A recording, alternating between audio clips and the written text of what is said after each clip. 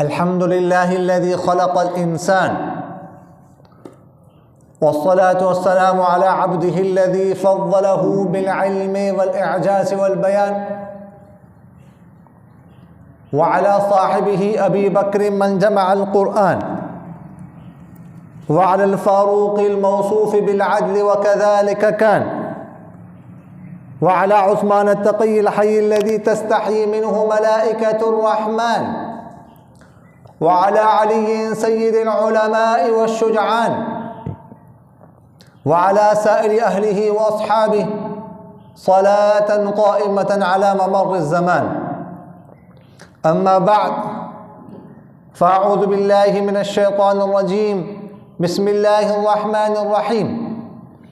يا نساء النبي لستن كأحد من النساء إن اتقيتن فلا تخضعن بالقول فيطمع الذي في قلبه مرض وقلن قولا معروفا وقرن في بيوتكن ولا تبرجن تبرج الجاهلية الأولى وأقمنا الصلاة وآتينا الزكاة وأطعنا الله ورسوله إنما يريد الله ليذهب عنكم الرجس أهل البيت ويطهركم تطهيرا.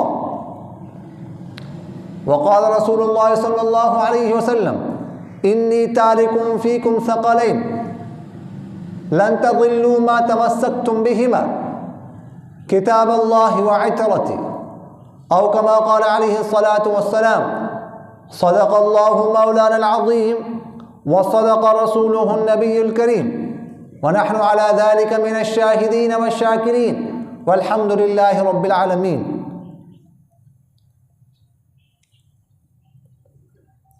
عزیزان من، بزرگان محترم،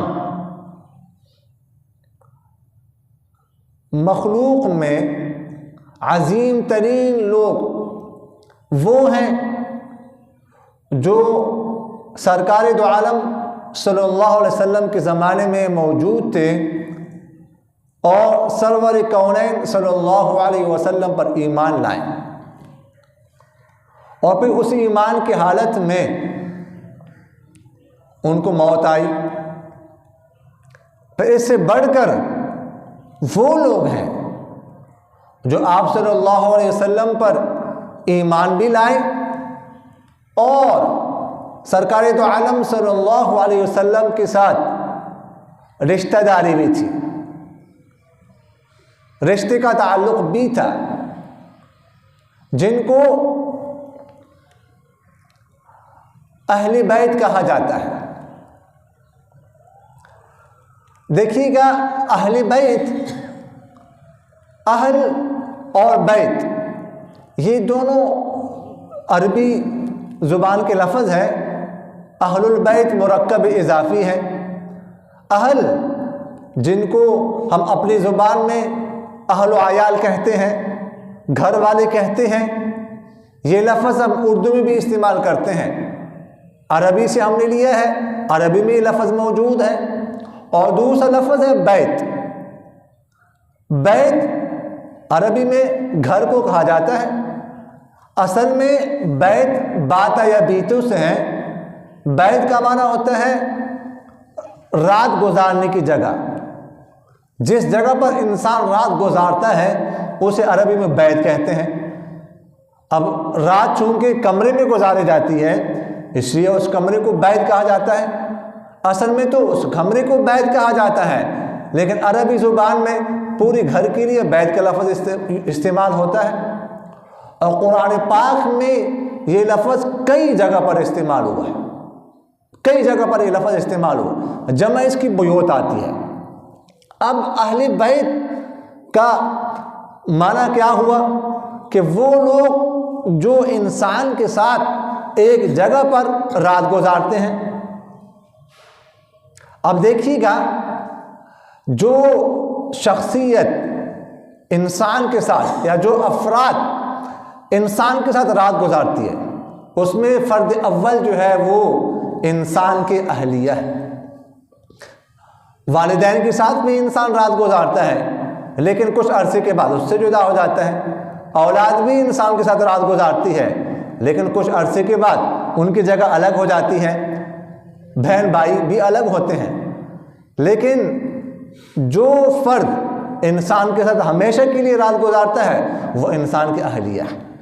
تو اس لیے اہل بیت کا سب سے پہلا جو فرد ہے وہ ہے آپ صلی اللہ علیہ وسلم کی ازواج مطہرات۔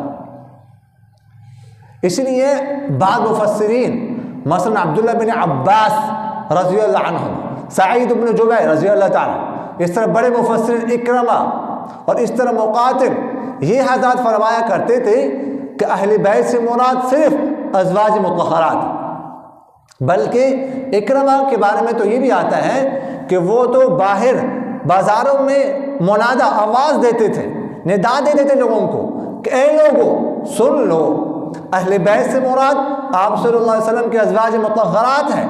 اور یہ بھی فرماتے تھے کہ اگر کوئی مباہلہ کرنے کے لیے میرے ساتھ مباہلہ کرنا چاہے تو میں مباہلہ کرنے کے لیے بھی تیار ہوں، کہ اس سے مراد ازواج مطہرات۔ لیکن اکثر مفسرین فرماتے ہیں کہ ازواج مطہرات تو اس میں داخل ہے ہی، لیکن اولاد النبی بھی اس میں داخل ہے۔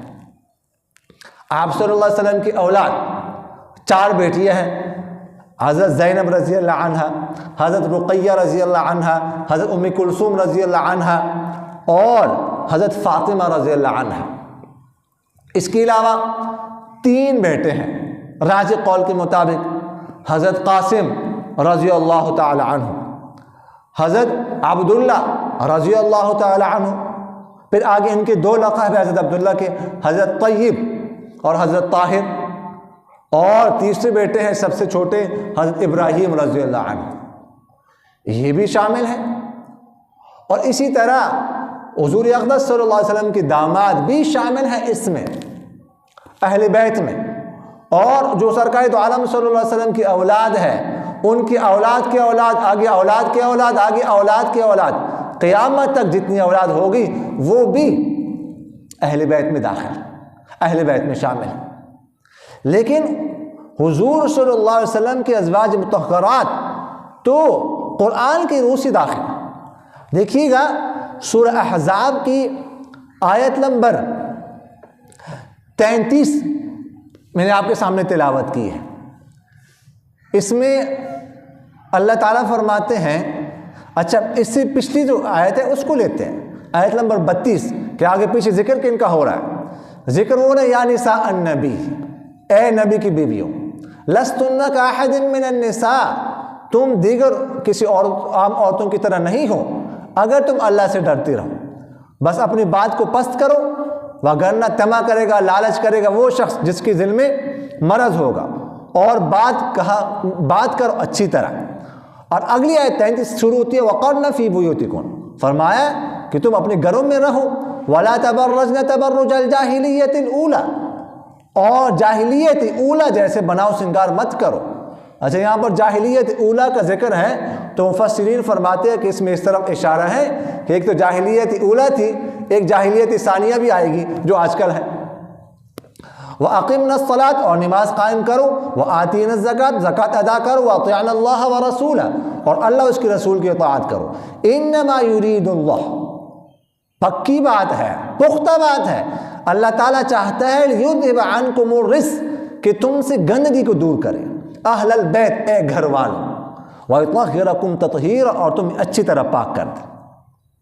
اب یہاں پر اہل بیت کا ذکر آیا، لفظ آیا واضح طور پر اہل بیت کا، لیکن آپ اس سے اچھا اگلی آیت بھی ذرا دیکھ لیجئے، پھر اس پہ بات کرتے ہیں وَاذْكُرْنَ مَا يُتْلَى فِي بُيُوتِكُنَّ، اور یاد کیجئے تم اس چیز کو جو تمہیں پڑھی جاتی ہے تمہارے گھروں میں، اللہ کی آیت ہے اور اس کی حکمت۔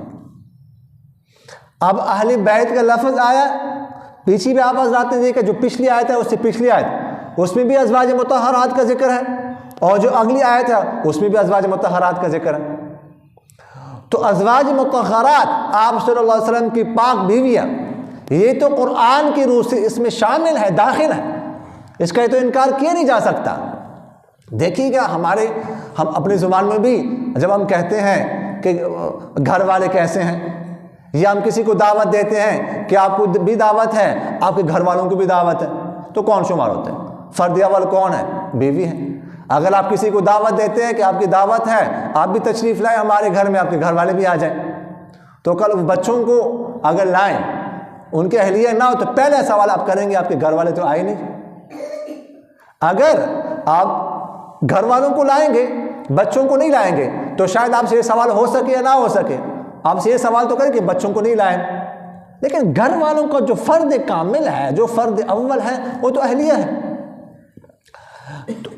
تو جب یہ آیت نازل ہو گئی تو اس کے بعد ام سلمہ رضی اللہ عنہ فرماتی ہے کہ صحیح مسلم میں یہ حدیث ہے کہ حضور اقدس صلی اللہ علیہ وسلم گھر سے باہر نکلے، رومی سیاہ چادر آپ صلی اللہ علیہ وسلم نے اوڑھی ہوئی تھی، ٹھیک ہے۔ اس کے بعد تشریف فرما تھے کہ حضرت فاطمہ رضی اللہ عنہ تشریف لائی، تو آپ صلی اللہ علیہ وسلم نے ان کو بھی اپنی چادر میں داخل کیا، ایسے چادر پھیلا کے ان کو اندر داخل کیا چادر میں۔ اس کے بعد حضرت حسن رضی اللہ تعالیٰ تشریف لائے، ان کو بھی اپنے چادر میں داخل کیا۔ اس کے بعد حضرت حسین رضی اللہ تعالیٰ تشریف لائے، ان کو بھی چادر میں داخل کیا۔ اس کے بعد حضرت علی کرم اللہ وجہہ تشریف لائے، ان کو بھی اپنے چادر میں داخل کر دیا۔ اور داخل کرنے کے بعد یہ آیت فرمائی، انما یرید اللہ لیذہب عنکم الرجس اہل البیت ویطہرکم تطہیرا، اور پھر فرمایا اللہ سے دعا کی، اللہم ہؤلاء اہل بیتی فاذہب عنہم الرجس وطہرہم تطہیرا۔ فرمایا اے اللہ، یہ میرے اہل بیت ہیں، یہ میرے گھر کے افراد ہیں، ان سے گندگی کو دور کریں۔ گندگی، اچھا اس آیت میں بھی گندگی رجس، ویسے جو رجس کا لفظ ہے یہ کئی معنی میں استعمال ہوتا ہے۔ رجس کا معنی جو ہے یہ بتوں کی عبادت کو بھی کہتے ہیں، بتوں کی پوجا کرنا۔ رجس کا لفظ عذاب کے لیے بھی استعمال ہوتا ہے، آفت کے لیے بھی استعمال ہوتا ہے۔ رجس کا لفظ گناہ کے لیے بھی استعمال ہوتا ہے، رجس کا لفظ عام گندگی کے لیے بھی استعمال ہوتا ہے۔ تو یہاں پر رجس گندگی، اس سے مراد عام معنی ہے کہ عام گندگی کو اللہ تعالیٰ نے تم اہل بیت سے دور کر دیا، اور یعنی مراد یہاں پر شیطانی وسوسے، گناہ وغیرہ۔ لیکن یہ ذہن میں رکھیے گا، مفسرین یہ فرماتے ہیں کہ یہاں پر جو تطہیر ہے یہ تطہیر شرعی مراد ہے، تطہیر تکوینی مراد نہیں ہے جو انبیاء علیہ السلام کو حاصل تھی۔ یعنی انبیاء علیہ السلام کے اندر تو مادہ ہی ختم تھا نا، گناہ کا مادہ ہی نہیں تھا۔ شق صدر کا واقعہ ہوتا ہے نا، وہ آپ لوگوں نے سنا ہے کہ اس میں سے ایک کالی چیز نکالی جاتی ہے، وہ تفصیل ہے۔ تو انبیاء علیہ السلام میں تو مادہ ہی نہیں تھا، لیکن یہ وہ تطہیر مراد نہیں ہے، اس میں اللہ تعالیٰ کی حفاظت مراد ہے کہ اللہ تعالیٰ نے آپ لوگوں کو محفوظ کر دیا ہے ان گندگیوں سے۔ تو یہ ذہن میں رکھیے گا۔ تو عام معنی مراد ہے یہاں پر۔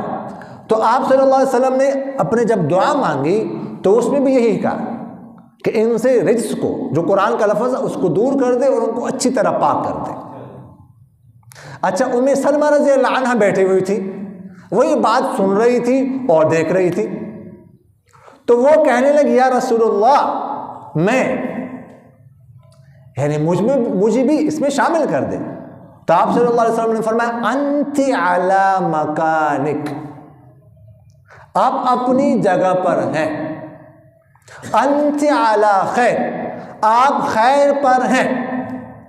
مطلب کیا ہے اس کا کہ آپ کی تو اپنی جگہ ہے ہی، آپ تو شامل ہیں اہل بیت میں، لیکن ان حضرات کو میں نے شامل کرنا ہے خصوصی طور پر، ان کو شامل کر دیا۔ تو اب یہ کتنے افراد ہو گئے چادر کے اندر؟ آپ صلی اللہ علیہ وسلم، حضرت حسن، حضرت حسین اور حضرت فاطمہ، حضرت علی، 5 لوگ ہو گئے۔ تو 5 تن کا تو ہم بھی انکار نہیں کرتے، ہم تو 5 تن کو مانتے ہیں، ہم لوگوں کا پنجہ، اس کا تو ہم اعتراف کرتے ہیں اور یہ تو ثابت ہے۔ لیکن جو ازواج مطہرات ہیں اس کا بھی انکار نہیں کرتے ہم۔ ازواج مطہرات ثابت ہے قرآن کی روح سے، اور اولاد النبی ثابت ہے حدیث کی روح سے۔ تو قرآن کا درجہ پہلے ہے اور حدیث کا درجہ بعد میں ہے، تو ہم دونوں کو مانتے ہیں۔ ایک دفعہ حضرت عباس رضی اللہ تعالی عنہ آپ صلی اللہ علیہ وسلم کی خدمت میں حاضر ہوئے اور عرض کیا یا رسول اللہ، ہم جب قریش کے پاس جاتے ہیں نا، قریش بات کر رہے ہوتے آپس میں، تو وہ اپنے کلام کو قطع کرتے ہیں، بات کو بند کر دیتے ہیں ہمیں دیکھ کر۔ مطلب اس کا کیا تھا؟